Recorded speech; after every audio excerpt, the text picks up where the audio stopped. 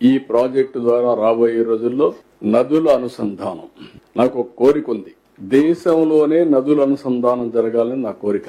ఒకప్పుడు 2000 సంవత్సరాల్లో గంగా కావేరి అనుసంధానం జరగాలని ప్రధానమంత్రి వాజ్పేయి గారి మీద చాలా ఒత్తిడి తీసుకొస్తే అప్పుడు ఆయన ఒక టాస్క్ ఫోర్స్ వేశారు. సురేష్ ప్రభుని టాస్క్ ఫోర్స్ చైర్మన్ కూడా వేశారు. అది జరిగితే ఈ దేశంలో నీటి సమస్య ఉండదు.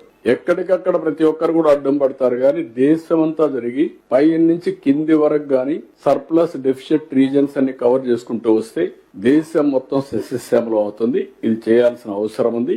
ఆంధ్రప్రదేశ్ కు ఒక అడ్వాంటేజ్ ఉంది. ఆ అడ్వాంటేజ్ అంటే బైఫర్కేషన్ వల్ల ఇబ్బందులు వచ్చాయి. గోదావరి, కృష్ణ, పెన్నా, వంశధార అన్ని సముద్రంలోకి ఇక్కడి నుంచే వెళ్తాయి. శ్రీకాకుళం నుంచి నెల్లూరు వరకు అన్ని రాష్ట్రాల్లో ఎక్కడి నుంచి నీళ్లు వచ్చినా, కడాన వరదల్లో మనం ఉంచిన కడాన నీళ్లు ఇక్కడి నుంచి సముద్రానికి పోతాయి.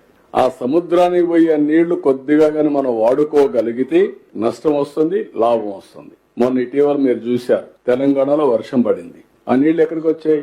నేరుగా ఆంధ్రాకు వచ్చి విజయవాడకు వచ్చాయి. విజయవాడలో వరదకు గురయ్యాం. ఒకేసారి క్లౌడ్ బరస్ట్ అయింది. బరస్ట్ అవుతాను ఆ నీళ్లన్నీ వచ్చేసాయి. నిన్న కూడా మనం చూస్తే వరదలు వచ్చినప్పుడంతా కూడా మనం చాలా అప్రమత్తంగా ఉండే పరిస్థితి. గోదావరి కూడా మీరు చూస్తున్నారు, వరద వస్తే ఇక్కడనే ఎక్కువ ముంపు గురయ్యే పరిస్థితి వస్తుంది. కాబట్టి ఇంకొక పక్కన ఇవన్నీ కానీ సముద్రం పక్కన మనం తీసుకోగలిగితే రాష్ట్రం మొత్తం అనుసంధానం చేసుకుంటే నీటి సమస్య అనేది ఉండదు. రాష్ట్రంలో నీళ్లుంటే ఇంకా అభివృద్ధి ఆటో పైలట్. ఆ ఎక్సర్సైజ్ చేస్తున్నాం.